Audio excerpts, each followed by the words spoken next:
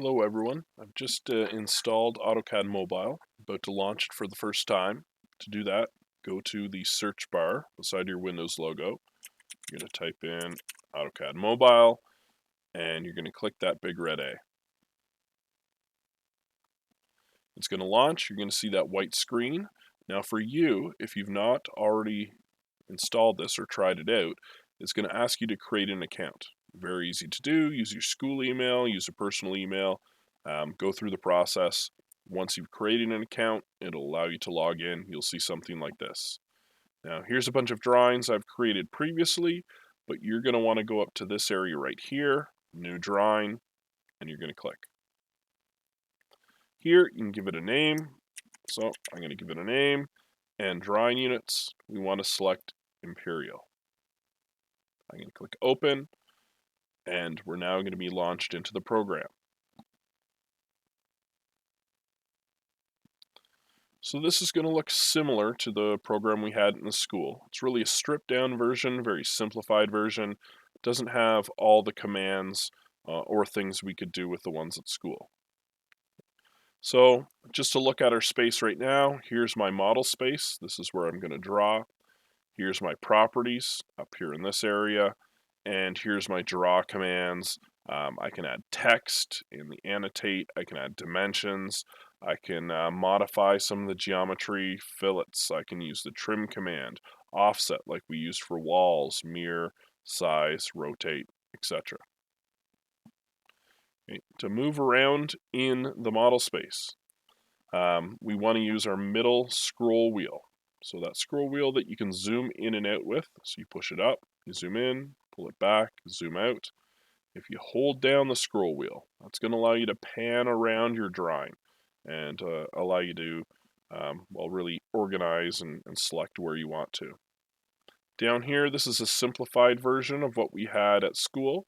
We do have our object snaps, so that's how we can attach geometry to other pieces. We have the ortho ability. That's how we could lock our lines to being horizontal and vertical. So I'm going to go ahead right now. I'm going to create my first line, and we're just going to go and test this out. So I'm going to go down here to the draw area, select line. I'm going to click once and drag out and point. Now I haven't clicked again. I've just clicked the one time and I'm pointing outwards. Now this is similar to how it was at school. You can see that in that white box, that's the length of the line. And in the gray box, we have the angle the line is at. If you press tab, you can change between those two boxes. So I'm going to go ahead, I'm going to enter a value here. I'm going to put 1000 for the length of this, and I'm going to press tab. And at this point, you can see that the line is locked to that length. I can just point it in any direction I want. Okay, if I go down to horizontal, I get the green guide telling me it's perfectly horizontal. If I go up 90 degrees, I get the guide again telling me that it is 90 degrees to where it was at. Okay, so there are guides. There are ways to type this in, but I'm going to type 45 degrees and press enter. So there's my first line I've created. Now, by default, AutoCAD wants to add lines to the lines you've already created, but to stop the command, you press the escape key, top left of your keyboard, and there's my first line.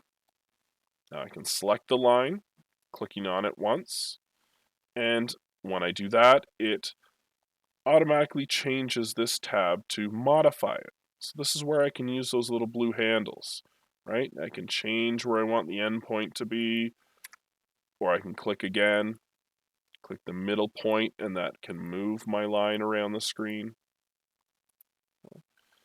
And basically I can just change areas, change where I want lines to connect to. I'm going to go ahead and collect my, or click on my line tool again, just to show object snaps. So when I hover close to the endpoint, I get that green box.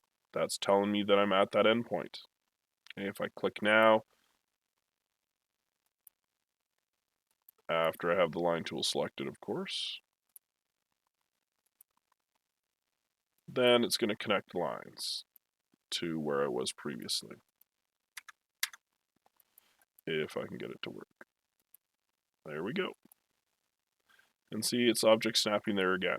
Okay, so very similar to what we had in the classroom, but a really simplified version.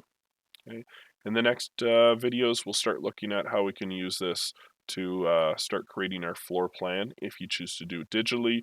Remember that you can do your floor plan traditionally, just with the grid paper that I have up on Google Classroom. I'll see you in the next video.